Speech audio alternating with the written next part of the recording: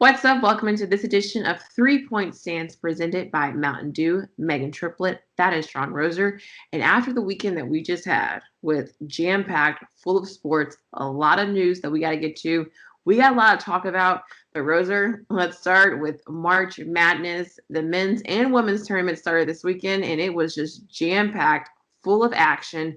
Let me just ask you, give me your biggest surprise of the weekend when it comes to March Madness, or was there any game that just shocked you the most? Oral Roberts, probably the run they're on, has to be the one. I can't say if Rutgers would have held on, they choked it away against Houston. I felt bad for those kids. Mm-hmm. They would have held on to Rutgers, probably would have been the big surprise, because when's the last time Rutgers ever did anything in anything? So that would have been. But I'll say Oral Roberts. I say Oral Roberts instead of Oregon State, because I bet on Oregon State yesterday, because I kind of looked at them like, okay, they ran through the Pac-12 tournament and they beat the living hell out of Tennessee. Like, I was watching the games with Chris Vernon yesterday, and I'm like, dude, they might just be like really hot at the right time. Like that could just be it. And I don't go Loyola Chicago because they're good. Like, they're not an 8. That team should not be an 8 seed. Like, that team is really, really good. And Illinois should not have had to play a team that good in the second round of the tournament. That Loyola Chicago, like, there's a reason Ken Palm, that does all the advanced numbers, had them as like the 9th best team in the country all year. And that big man, they call him Large Farva, if you've ever seen the movie Super Troopers. That Cameron Krutwig kid he was a third-team All-American. That guy, if he said, I'm transferring away from Loyola Chicago, he could play for any school in the country. He's that good. And it is cliche to say they run good stuff and they play good defense, but like, they really do. And they completely dominated Illinois. They never got up like 18, 19, 20 points, but them being up 11 on you is like another team being up 20 points on you. It is very difficult to come back from that. So I think Loyola Chicago, I just think they're that. I think they're really, really good. So that's not a huge shocker to me. And I had them every which way you could have them yesterday. So Oral Roberts, to me, that point guard, he's the leading scorer in the country, that Ashmus kid, he is fun. Man, that kid is fun to watch. He has some Steph Curry and Dame swag to him. That guy will just step inside half court and he will pull the trigger. I saw him and their other guy, their other forward, his name is, I can't think of his name right now. They have combined to score 113 of their 156 points in the tournament so far through 2 games. And look, we got more games today too, so yeah. There could be some other things that come up and surprise us today. Maryland's got a chance as a 10 seed to knock off a 2 seed Alabama. There's some stuff there. UCLA, an 11 seed, it appears like they could get through to the Sweet 16. USC, who is the 6 seed, is playing the 3 seed Kansas. USC is favored. The 6 seed is favored against the 3 seed. So there's some other things that could happen today. Also, since they're in the area, shout out to Arkansas. Shout out to the Hog fans. Call those Hogs. Hang on. I gotta go get it. I know what he's going to get, and it's going to be good. I don't know.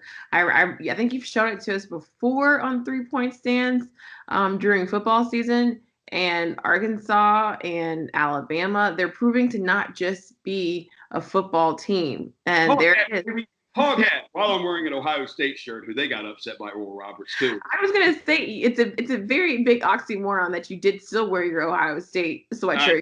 No, it just came out of the dryer, so I just grabbed it. So yeah, go Hogs, Pig Suey, congratulations! First time in the Sweet 16 since Nolan Richardson was there. Yeah, congratulations to Arkansas. That's not the team that I would picked. And just to piggyback off of that, because everything you just said were all my big surprises. And I just want to give a shout out to the church schools.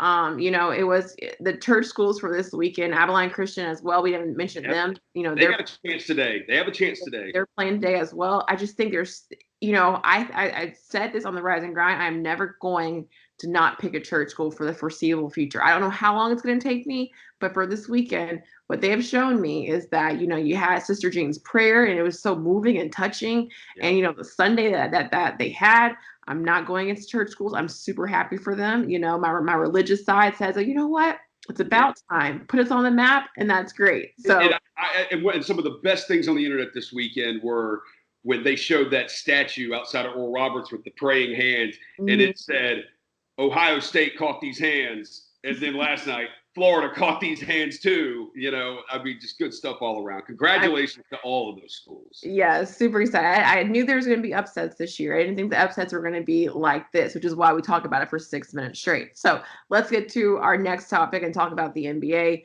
Yes, the Grizzlies do play the Celtics tonight, but over the weekend, the big storyline were the injuries. LaMelo Ball gets injured and hurt and is now going to be out for the remainder of the season with the wrist injury, and LeBron James and that high ankle sprain. I mean, you could hear that yell. I could still see that face that LeBron James made.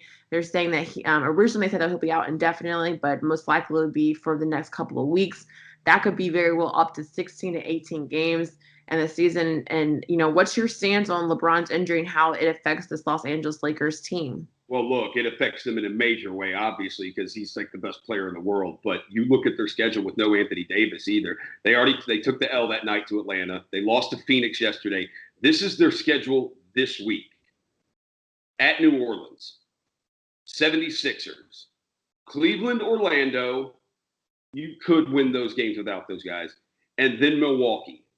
And then it goes into next week. It goes at New York, at Charlotte, Boston, Utah, at Dallas, or at Orlando, at Washington, at Sacramento, Denver, the Clippers, the Blazers, the Suns, the Knicks. I mean, it is, and they still got a game against Brooklyn too. It is bad, and you need a couple wins just to kind of salvage everything before LeBron can get back. But a high ankle sprain, that can be a month-long injury, and he may not even fully recover from it this year.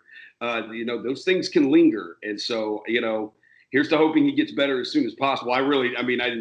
His dramatic social media posts over the weekend, like, this starts the road to recovery. I'm like, dude, you sprained your ankle. You didn't like break your back or your foot or something. Like, people sprain their ankles all the time in basketball. Hold on, it's a high ankle sprain, as you mentioned. That could take a couple of weeks at the most. And so when you think about for LeBron and for, you know, what he's put his body through just this year alone, didn't have much of a break, you know, going into last season to this season. I mean, it does say a lot. I'm with you. They have a tough road ahead, but the Lakers, if anyone can do it, look, we know LeBron can come back from anything and still look phenomenal. But it could be very scary as well, because as you get closer to that playoff push and towards the, you know, second part of the season, if you have a fully healthy Anthony Davis and a fully healthy LeBron James, this could be something that could work in their favor. And yet, maybe they're not the one seed. Maybe they move down to the 4th or the 5th, 6th seed or out of the West. It could move to 6, 7, or 8.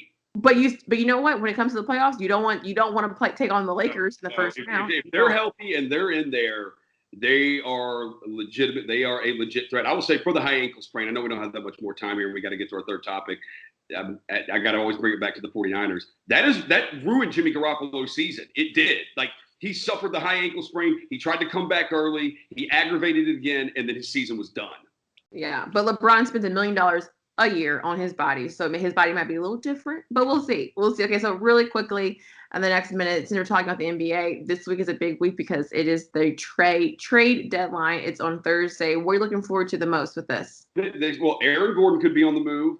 Kyle Lowry could be on the move. It seems unlikely, but he could be on the move. Miami reported, Kevin O'Connor from The Ringer reported Miami is pursuing him the strongest. Victor Oladipo also expected to be on the move. The Grizzlies, what are they going to do with Gorgie Jing's contract? There's talk that they're trying to trade him, but they could buy him out.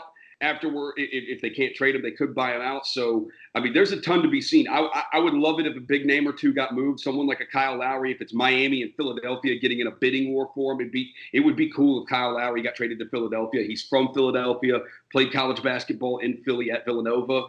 So that would be a really cool story right there. Yeah, I just love to see where people go, because as you know, teams are trying to now formulate the teams. You're on the clock to figure out what's the last piece that I need to get ready for the playoffs. We've seen Milwaukee do that, last week, getting PJ Tucker. So what's the move you're going to make? It's kind of like, okay, who's next? And when you see injuries to LeBron and AD, these teams are thinking, whoa, we can make we can take a run at this. So we shall see.